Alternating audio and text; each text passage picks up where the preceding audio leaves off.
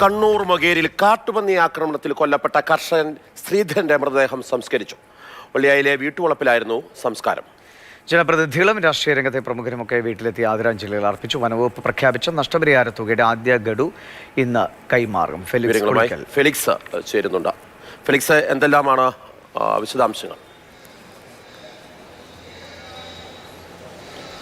Marshal, ഇന്നലെയാണ് കൃഷിയിടത്തിൽ വെച്ച് ശ്രീധരനെ ഈ കാട്ടുപന്നി ആക്രമിക്കുന്നത്. പിന്നീട് ആശുപത്രിയിലേക്ക് എത്തുമ്പോഴേക്കും മരണം സംഭവിക്കുകയും ചെയ്തു. ഇന്ന് രാവിലെ 10 മണിയോടുകൂടിയായിരുന്നു സംസ്കാര ചടങ്ങുകൾ. വീട്ടിൽ മൃതദേഹം എത്തിച്ചു. ആ സമയത്താണ് രാഷ്ട്രീയ രംഗത്തെ ഒപ്പം തന്നെ സാമൂഹ്യ രംഗത്തെയും ഒക്കെ ആളുകൾ വീട്ടിലെത്തി ആദരാഞ്ജലികൾ അർപ്പിച്ചത്.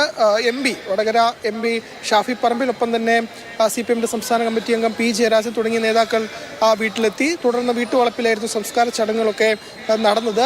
10 ലക്ഷം രൂപയാണ് നഷ്ടപരിഹാരമായി വനം വകുപ്പ് പ്രഖ്യാപിച്ചത്. അതിൽ 5 ലക്ഷം രൂപ ആദ്യ ഗഡു എന്ന നിലയിൽ ഇന്ന് തന്നെ കൈമാറും. കണ്ണൂർ DFO ആയിരിക്കും ഈ പണം കൈമാറുക എന്നതാണ് അറിയിച്ചിട്ടുള്ളത്. ഇന്നലെ വനമന്ത്രി പറഞ്ഞത് ഈ പ്രദേശത്ത് അങ്ങനെ ഒരു പ്രശ്നമുള്ള സ്ഥലമല്ല എന്നതാണ്. പക്ഷേ നാട്ടുകാർ പറയുന്നത് സ്ഥിരമായി കാട്ടുപന്നി ശല്യമുള്ള ഒരു പ്രദേശമാണ്.